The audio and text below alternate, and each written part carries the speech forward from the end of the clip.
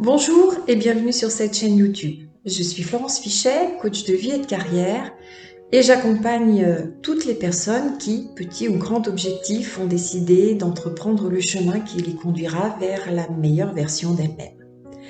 Depuis quelques semaines, j'ai publié sur cette chaîne YouTube des vidéos décrivant les symptômes, les manifestations de la dépendance affective. C'est un sujet qui me concerne au premier chef, qui m'intéresse énormément et sur lequel j'ai beaucoup travaillé.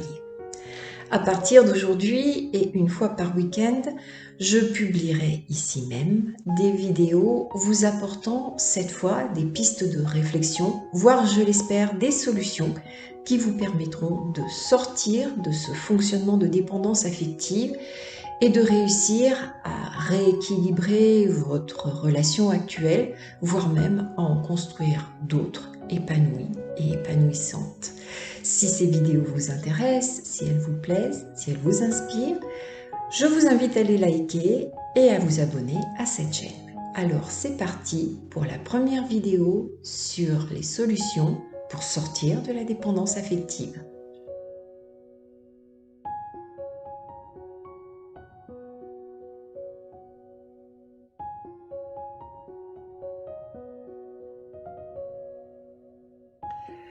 Si vous avez regardé les vidéos précédentes, vous savez déjà que la dépendance affective n'est pas une maladie. C'est un dysfonctionnement affectif et émotionnel. Et à la fin de chacune de ces vidéos, j'ai bien précisé qu'on pouvait en sortir à partir du moment où on se sentait prêt à le faire. Alors, quand se sent-on prêt à le faire, me direz-vous? Eh bien, c'est là la première piste de réflexion sur laquelle je veux vous conduire. À partir du moment où vous souffrez plus, que vous ne retirez de positif dans une relation, je pense qu'il est temps de vous poser. Regardez-vous en face, éventuellement dans un miroir. Réfléchissez à cette relation-là, éventuellement aux précédentes, aux autres relations que vous avez pu vivre dans votre vie.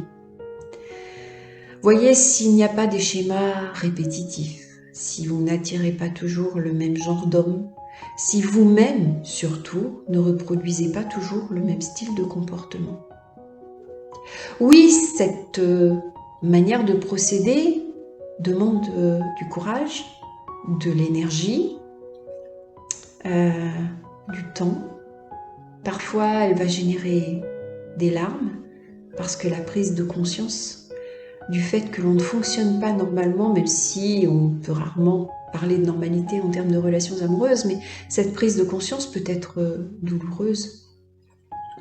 Simplement, à partir du moment où vous acceptez d'être responsable, en tout cas en grande partie, de ces échecs, de ces relations qui ne sont pas épanouissantes, à partir du moment où vous ne remettez pas dans la poche de l'autre les clés de votre malheur, mais que vous les mettez dans votre poche, ça veut dire aussi que vous vous réappropriez la possibilité de vous ouvrir les portes du bonheur.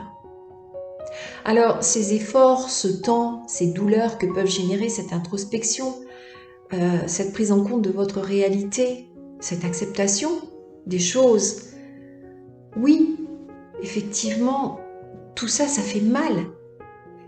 Mais quelle joie ensuite de réaliser que, du coup, vous êtes apte à construire votre bonheur. Parce que vous pouvez agir sur les choses. Ce n'est plus à l'autre de le faire. Vous ne l'attendez plus de la part de l'autre. Et ça, mais c'est un pouvoir extraordinaire et illimité. Donc voilà, la première piste de réflexion sur laquelle je veux vous conduire, c'est la suivante. Si votre relation actuelle ne vous satisfait pas, que vous en souffrez sans oser en sortir, si vous avez vécu plusieurs relations qui ne vous ont pas apporté ce que vous en attendiez, prenez un instant pour vous, posez-vous, regardez-vous en face, réfléchissez, allez chercher quelles sont vos responsabilités dans ces échecs. Parce que en allant chercher ces responsabilités, vous allez aussi chercher les clés de votre bonheur à venir.